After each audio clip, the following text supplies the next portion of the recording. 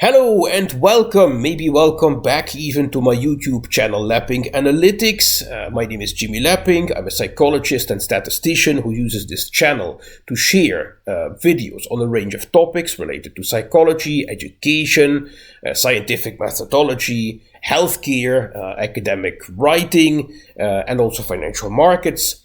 And today I decided to shoot a video on the analysis of an N is 1 experiment. Why so? Well, because I continue to hear a lot of concern from people in fields like education, psychology, and healthcare that while NS1 experiments are not really possible, or other people say, well, yeah, maybe they are possible, but the data that you get with such experiments are impossible to analyze. And that's because many people have been taught, or for some other reason believe, that experimental research is necessarily about larger samples of people that are randomly divided over different conditions. For instance, in an experiment, where you have two conditions, you are then randomly allocated to either an experimental treatment or a control condition, or to either a treatment or a placebo condition. Whereas in an NS1 experiment, and that's something that's a type of experimental research that is less widely known in these fields, but nevertheless important. In an NS1 experiment, it's not about if a participant gets treatment, but when a participant gets treatment. And I am not going to give a full lecture about all possible single case experimental designs. There are other people who have done that fabulously already, and if you want to see one or two videos from my channel, you can find material in both English and in Spanish on this matter. So for today I've decided to just focus on one specific example, and the example is the following. The example in this case, suppose that I am a truck driver. I'm not in reality, but now for this video I take the role of truck driver. And I've been driving the truck for many years, that I do that for many hours in a day. But right now I'm on holidays, and you know what? I've been reflecting on the caffeine consumption, which is usually high because I make long days on the road. And I'm a bit worried because I've been reading that a bit of caffeine is not bad, but overdoing it, in the long run, may have some undesirable health consequences. So I'm thinking of cutting back on the caffeine. Now, I have my doubts about that, because the thing is that I'm a bit concerned that if I cut back on caffeine, maybe that's going to deteriorate my performance on the road. Maybe my attention will not be that optimal. Once I get tired, then I would increase the likelihood of an accident, which would be a very bad outcome for myself as well as for anyone on the road. So I go to my GP and I ask, well, what can we do? And my GP says, you know what? You're now on holidays for 30 days, for 5 weeks, but we can use 30 days of this holiday period to run an experiment tailored to you, an NS1 experiment. So what we're going to do is to divide these 30 days into 15 blocks of 2 days, and we randomly assign which of the 2 days you will get a real coffee, and on which of those 2 days you will get a placebo, a decaf, a coffee. And on each of these 30 days, you are going to do a driving task in a simulator we have here in the health center. It's a very fancy GP practice. They have simulators. So in this case, I say, well, okay, that's fine. I'm going to participate in this experiment. So basically, every morning at 10, I show up at the GP practice. I have that drink, which is either a real coffee or a decaf coffee. And then I do that, a while later I do that driving task, which results in a score that can range from 0, which would be basically a disaster, to 20, which would be the maximum performance. And here you can see the scores that I get on that task in 30 different days. You see that the red dots here are the days that I had a placebo drink, and the blue days are the days that I had the coffee. Important to know, in this design, in this simulation, I was not aware at the time of the experiment whether on any given day I was drinking the real stuff or the placebo stuff. The GP didn't know it either, just, double blind. So these are the scores that I got in the driving task, which is a score that is automatically given by the game in the simulator. And so in red you see the scores in the placebo condition, which is basically the days that I had decaf, and the blue dots are the days when I basically had a real coffee. And the horizontal dashed line is the median of all days, which is 10.5, and the vertical lines, they delineate they separate these different blocks. We have 15 blocks in total, and given the randomization scheme that we used, in any block, in each block there is one placebo and one treatment. Just the order of those is randomized. Okay. So we have in each block, as I said, one placebo and one treatment. We have the data for the placebo condition. We have the data for the treatment condition, which, there's some overlap, which is normal in our type of research. Yeah, so the question is, okay, there is some overlap, but are these distributions, is there sufficient distinction between them to speak of a significant difference between the treatment and the placebo condition?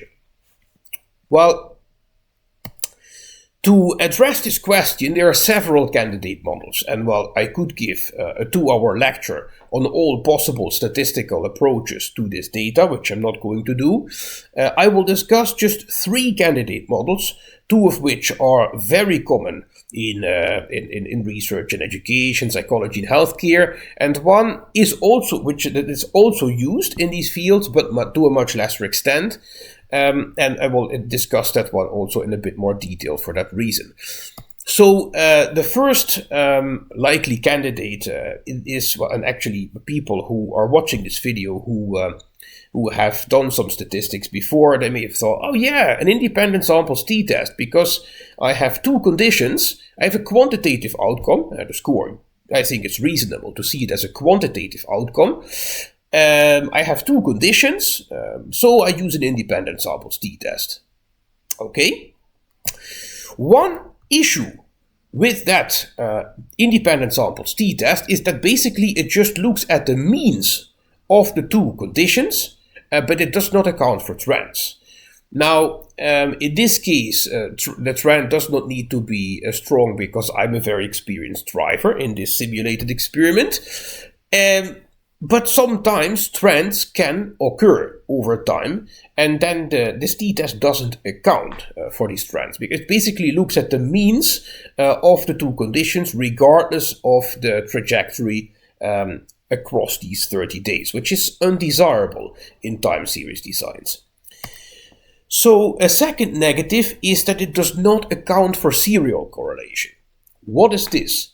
Well, there tends to be a correlation between the performance of the same person on different days. If it was 36 people that were doing a driving task at a given moment, unless these people are genetically related, like identical twins, you could cluster them as such, or in other ways, if it's just randomly selected 36 people that have nothing in common, it might be appropriate to talk about independent observations. There is no intra-class correlation. Yet here we are talking about one subject that has 36 measurements.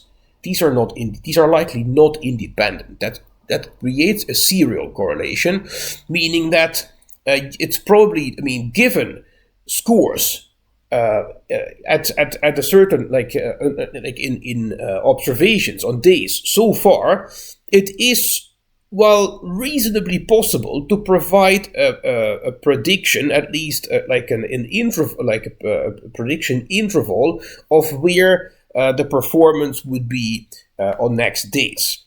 So that's serial correlation, and the t-test doesn't account for that. Second candidate model that is common is the linear regression, also ordinary least squares regression model, in this case with an interaction term, because you have two conditions that may each have their trend over time. So you can account for the trend by including an interaction term. Positive is it accounts for trends. But negative is that it still does not account for serial correlation, because the ordinary least squares regression model still, like the t-test, assumes independent observations. In fact, the independent samples t-test could be seen as an ordinary least squares regression model with just the main effect of condition. No main effect for trend, no interaction effect. So just the main effect for condition. Now, the positive of the ordinary least squares regression model with interaction term is that it does account for trends. However, still it does not account for serial correlation. It's still treating the data as if the 30 time points were actually 30 people who did a task at a given point in time. So treats them erroneously as independent. So the third candidate model is a time series model, time series regression model, that actually accounts for both trends and serial correlation. And it's possible to run that model in R, for instance, in the package called NLME. That is a package that I use for this type of model. That's a package that exists in R, just like, by the way, the package that I've used for this chart, which is the ggplot2 package, also very useful. I highly recommend it. It's incredibly flexible. So what you basically do is, you have these data, and what this model says is, the performance at a given day is, to some extent, a function of condition, maybe also of time, and of the interaction between condition and time. The interaction effect is here the degree to which the trend differs between treatment and placebo, right? Because we see that here we see at the end of the chart the difference between the two lines. That is an indicator of the treatment effect accounting for possible trends. So this would be one of the outputs that the regression model provides is basically a t-test accounting for serial correlation, but a t-test that that tests this difference between the point, like in this case it is observation 29 and 30. 29 is a treatment observation and 30 is the placebo. So the distance between the distance between those 2 points, that is in this case the treatment effect, which takes into account the trend. Now in this case the interaction effect isn't very, very strong, because you see that in the treatment condition the trend is slightly increasing over time, but it's not statistically significant, I can tell you. And in the placebo condition it seems to be slightly decreasing, but also not significant. If you run a test on this interaction effect, which this time series regression model provides, it's not statistically significant.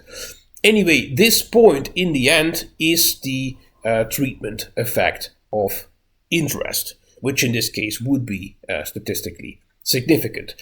Anyway, I will not give more of a lecture on how to analyze these data with all the technical details. I have some some videos on that also worked example with a different type of single case design, where I do show the R code, how to create a graph, how to interpret the output of main and interaction effects. So if you find that interesting, you will find it on my channel. But I wanted to share this video to give an example of, yes, N-is-1 experiments do exist, and it is possible to analyze these data.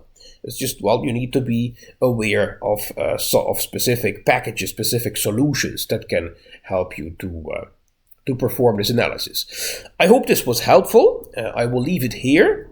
If you have any questions or suggestions for future videos, any questions about this video, feel free to leave a comment below this video, or you can send an email to the email address which I have shared in the description below this video. Thank you very much for your time. Thank you for watching. Thank you for listening, and see you soon. Bye-bye.